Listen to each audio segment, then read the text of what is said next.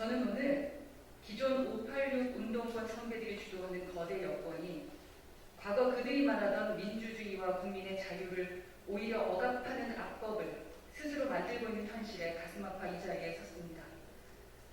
자신들이 맞서 싸웠다는 과거 권위주의의 정권에 언론을 길들이고 국민의 자유를 억압하던 행태를 똑같이 답습하는 그들의 행보가 매우 염려되기 때문입니다.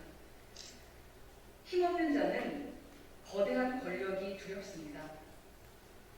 내 생각이나 의사와 상관없이 거대 권력이 마음먹은 대로 처벌할 수 있다면 더 그렇습니다. 심지어 그 생각과 의사를 표현하는 것조차 권력기관이 자의적으로 만들고 판단하는 기준에 따라 처벌받을 수 있다면 더욱더 그렇습니다. 최근 거대 여당에서 이번 국회 2월 국회 또는 늦어도 3월 국회까지 소위 언론개혁법을 처리하겠다고 공언하면서 많은 국민과 언론인들은 이러한 두려움이 현실이 될 수 있는 악몽 같은 상황에 직면했습니다. 여당 측이 밝힌 문체위, 과방위, 법사위 소관의 6개 법안은 물론 이와 유사한 여당 측 다수 법안들이 하나같이 소위 가짜뉴스로 인한 피해 구제와 예방을 명분으로 국민 표현의 자유와 언론의 자유를 억압할 우려가 매우 큰 개혁 법안들입니다. 그 3가지 이유를 말씀드리겠습니다. 첫째, 여당 측이 주장하는 소위 가짜뉴스는 아직 그 정의나 개념조차 법으로 명확히 규정하지 못하고 있기 때문입니다. 그런데 무엇이 그리 급한지 아직 개념조차 법으로 정하지 못한 가짜뉴스를 유포하면 처벌하겠다는 것입니다. 이와 관련해 제가 속한 과방위에는 지난해 민주당 측에서 발의한 정보통신망 이용 촉진 및 정보보호 등에 관한 법률 개정안 등 소위 가짜뉴스 방지 법안들이 계류되어 있습니다. 그러나 시작점이 되는 가짜뉴스의 정의에서부터 각계의 우려가 쏟아졌습니다. 국회 전문위원회 공식 검토 의견에서조차 이러한 우려에 대해 다음과 같이 명시했습니다. 추상적이고 의미가 불명확한 개념으로서 타인의 내심의 의사를 추단하게 하는 등 주관적 판단을 요구하고 있다.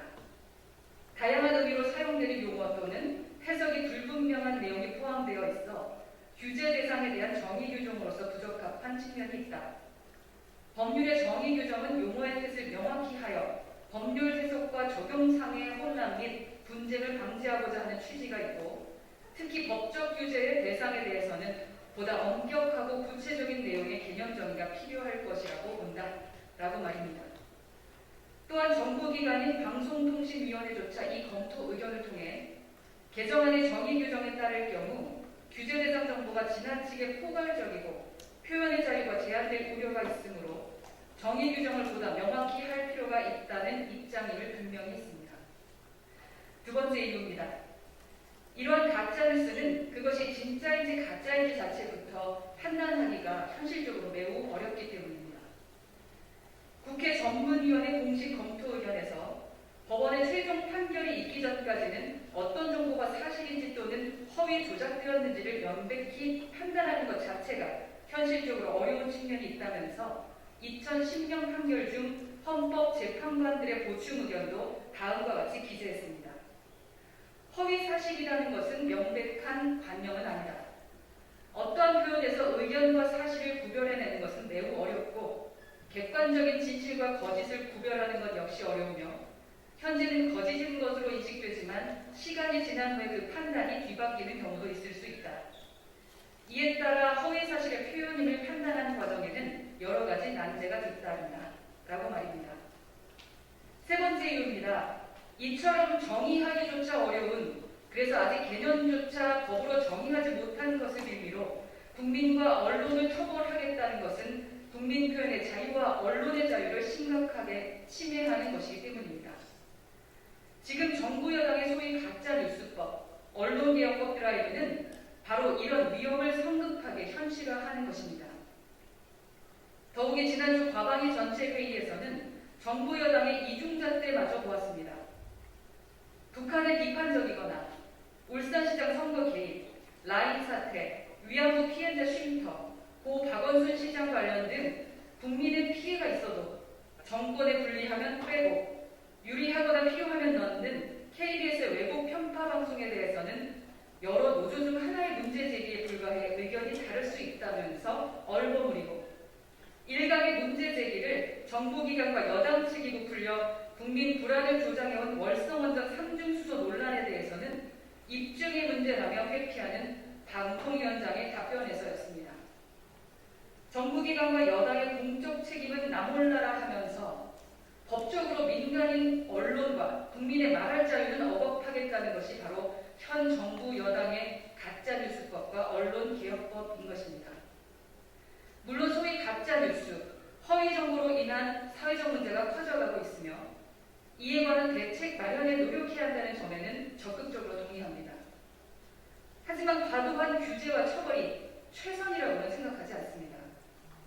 대책 마련과 그 과정에서는 다음의 몇 가지 전제가 반드시 필요합니다. 첫째, 시민 개개인은 어떤 의견을 갖고 있든 자유롭다는 것을 인정해야 합니다. 둘째, 잘못된 행위에 처벌하는 것은 당연하지만 처벌은 곧 국민의 권리를 제약하는 행위인 만큼 신중히 판단하고 시행되어야 합니다. 셋째, 이 논의는 국민 표현의 자유에 대한 침해 우려가 매우 큰 만큼 여당은 결코 수를 앞세워서 성급하게 결정하거나 추진해서는 안 될 것입니다. 존 스튜어트 밀은 자유론에서 나쁜 정부란 이견을 억압하고 시민들 사이에 자유로운 토론을 불가능하게 만든 정부라고 지적했고 이는 대다수 정치 철학자들의 공통된 문제의식이기도 합니다. 표현의 자유를 구현하는 것은 표현의 내용을 규제하는 것보다 더욱 중요한 가치입니다. 국민 개개인이 자신의 생각을 표현할 자유, 거대 권력과 국가기관을 날선 비판으로 감시 견제해야 할 언론의 자유는 바로 대한민국 국민이 피 흘려 쟁취한 민주주의를 지켜가는데 가장 중요한 제도적 장치입니다. 그래서 우리 헌법은 이를 국민의 기본권으로 소중히 보호하고 있습니다.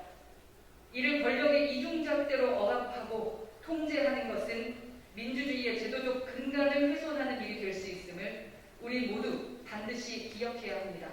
감사합니다.